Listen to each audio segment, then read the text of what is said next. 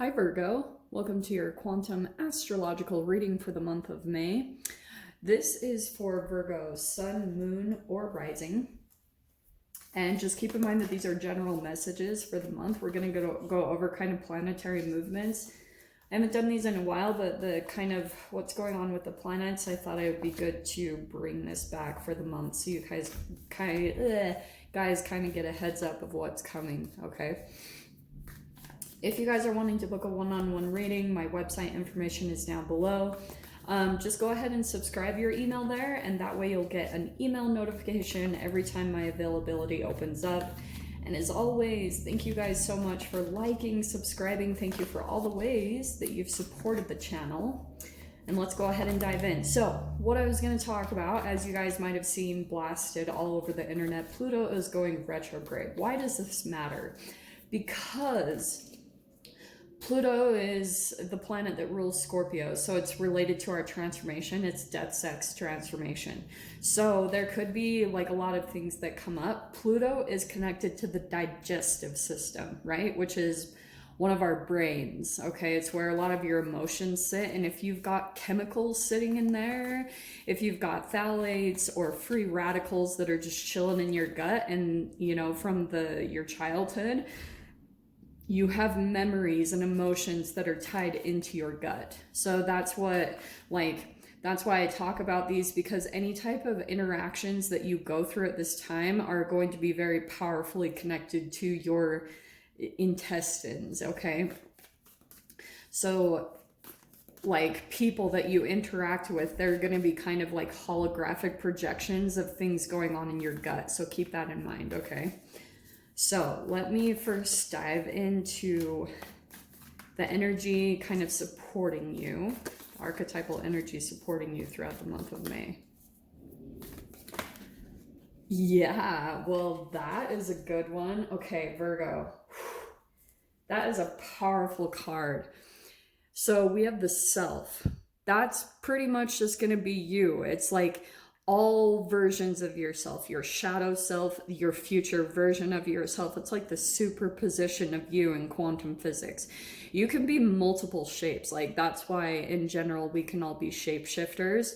There's something here about like maybe a level of acceptance that you're going through, or you're just kind of coming out and shining, you know, like really transforming. And maybe it's because of all your efforts, things that you're doing.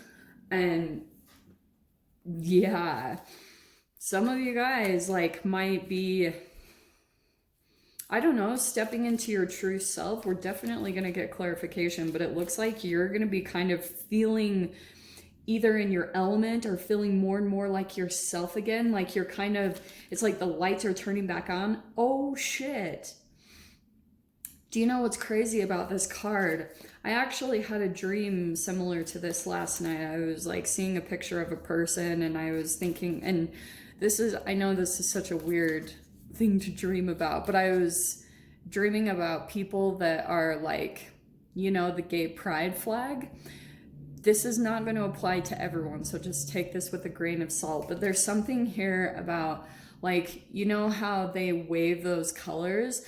Like, I've been doing a lot of research into kind of what happens genetically. People that are, you know, drawn to certain relationship patterns. Like if you are someone that's been divorced, or you keep going through relationships that are breaking up, and it's kind of like there's a genetic programming. There's something going on with maybe the vasopressin hormone inside of your body that actually has disconnection programmed into it. So it's almost like going to predict, just because of that frequency that's programmed down at the genetic level, or, you know, what's going on with your hormones, that it's actually going to predict if you're going to break up in certain type of relationships. Which I was like, yeah, you know how in law of attraction they say sometimes when you go into relationships thinking that you're going to go through abandonment or rejection, I'm like, that's probably the vasopressin hormone right there.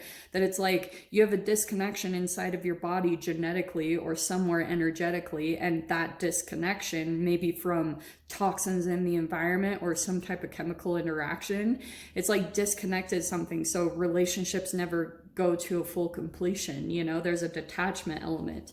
So in your first house, the way that you're going to be seeing yourself this month is Knight of Pentacles, perseverance, continuing forward, not giving up, slow and steady. That is such a Virgo card. I love it. So yeah, it's kind of like, I feel as though something is happening here with the self. That's you, where maybe you're seeing that you're going to accomplish something, that you feel like you're actually on the right track. There's some momentum gaining, and so it's giving you even more momentum and more of a push to continue forward, to keep on going with what you're doing. A lot of hard work there. Okay, I'm gonna do one last shuffle. There we go. And then we'll dive in from there. Okay. In your second house with finances, we have the Two of Swords, okay? So this could be something about you have to make some decisions about some finances, or there's some things that you're not wanting to look at. I heard that for some of you guys. Like, so when it comes to finances, there could be some things that you're kind of dreading, or some people have that. I just heard that randomly for some people. And this is about looking it in the face, you know, and working progressively. That's your first house right there. It's like, working small, saving. Knight of Pentacles is very particular about what they invest in. They're very, to me, they're very frugal. You know, they look at things and what's like the smartest decision. So when it comes to finances, it's kind of about slow progression, maybe like paying off a debt, or, you know, whatever goals that you want to accomplish in your financial life throughout the month of May. That also could be affecting your body. All of them are interconnected. This is why I like doing these readings, because that's why.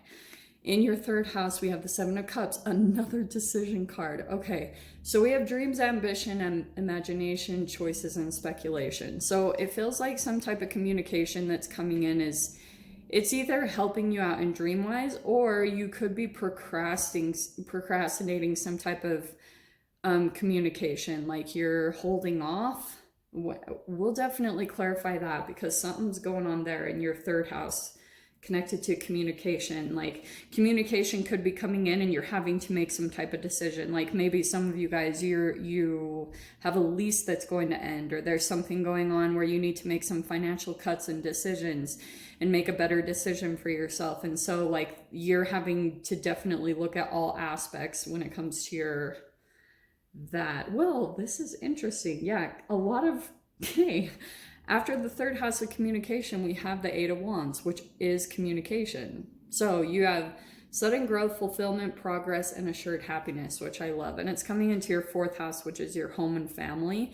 So I feel like there will be some communication or some forward progress that happens. Also, FYI, Mars is going to be in Cancer. So you might be feeling a little bit kind of like that when it comes to your family. You might feel a little bit triggered, because Mars can be a little bit of like an aggressive, very masculine energy, like dominant. So the way that you might be communicating, especially like, I don't know, if you guys are communicating from your home, you just might be feeling a little bit more like it comes across a little bit more aggressive or decided. You know, it's just very like, this is how it is. And also be aware and be cautious if you feel triggered by certain communications that happen within your family. Like, just take a second. Knight of Pentacles, take your time before responding, before interacting, anything like that, because you might say something that you regret going on with those energies there, okay? In your fifth house, we have the Nine of Cups. Yeah, well, that's good. So look how cool that is. We have 7, 8, and 9. So fifth house is hobbies, creative, passion. That can also be romantic interests. So with Nine of Cups there, it looks like that also could be making you feel more like yourself. Whatever you're working on with your creative and your passions and stuff, maybe like a sport or a hobby, it's bringing you a lot of emotional fulfillment throughout this month, and Pluto's going to help you transform there. So that's why there's a big focus coming in there. I mean, I usually say that in most readings. Work on your creativities and passions, because they alchemize you. So in your sixth house, which is your house, we have the Temperance card.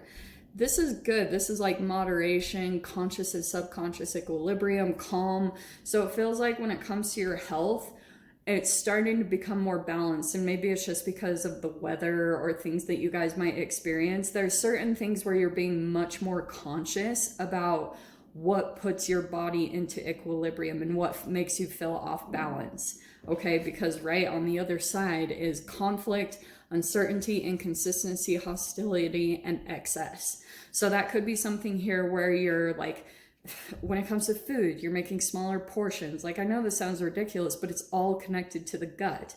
Like, if you go through patterns, like if there are certain people connected in your life, get this, okay? I watched this guy named Robert Sapolsky on molecular genetics, and he's like a Stanford professor, and he talks about how like they did an experiment on, and they pulled humans, and while they were jumping out of an airplane, they gathered up their sweat. I know this is going to sound weird, but it's really fascinating to me. And then they let people smell the sweat of a person that had jumped out in an airplane and a normal person.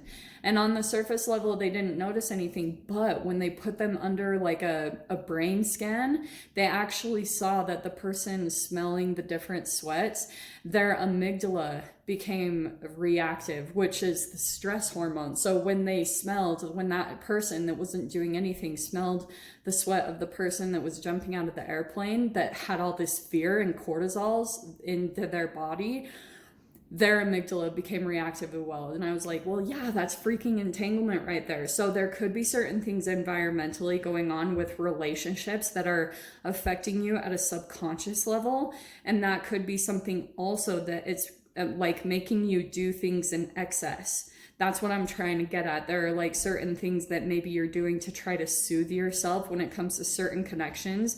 And it's about narrowing down who those people are and trying to change those patterns and work more on yourself, become more strong, and then building up your cellular level to where you're not affected so much by people environmentally and things of that nature. Make sense?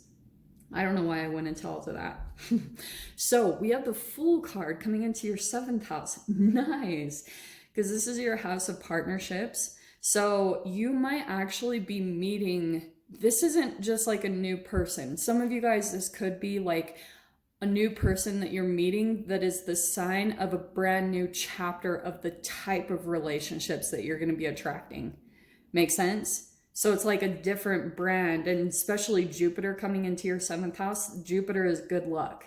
So it's almost like you continuing to focus on attracting a new level, like continuing to move to the new, there you're going to have a lot of forward growth. This looks really good so far. I actually like it. So it's like you persevering, continuing to work toward like your goals, the self. This is like the future version of yourself that you want to become. And that's in relation to the type of relationships that you're willing to accept, like the type of person that you want to be with, sticking to that and not faltering toward anything different, okay? Wow, okay. We have the 4 of Wands, which I love coming into the 8th house because this 8th house is Scorpio. Death, sex, transformation, connected to the Pluto retrograde I was talking about. You have the 4 of Wands, which is a celebration. So again, you sticking to something, it looks like you might start to see a result, or you might be celebrating with someone, or even just yourself. It's like you're going to be celebrating a victory that you come into here. And also, I'm just going to say, there could be some type of reunion that comes up there.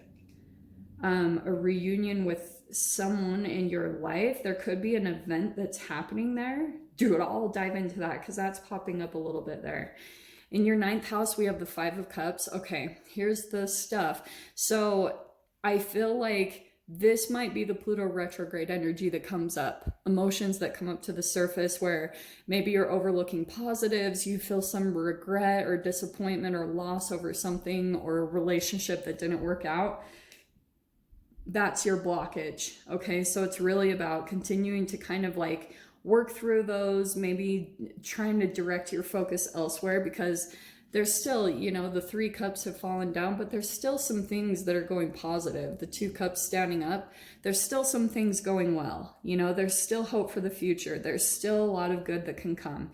Even though maybe certain relationships didn't work out the way you expected, they weren't meant to. And so allow yourself to move through the emotions, but don't stay in there too long. Don't like get stuck in that energy, because when you get sucked down there, it's like a freaking rabbit hole and you can't pull yourself out.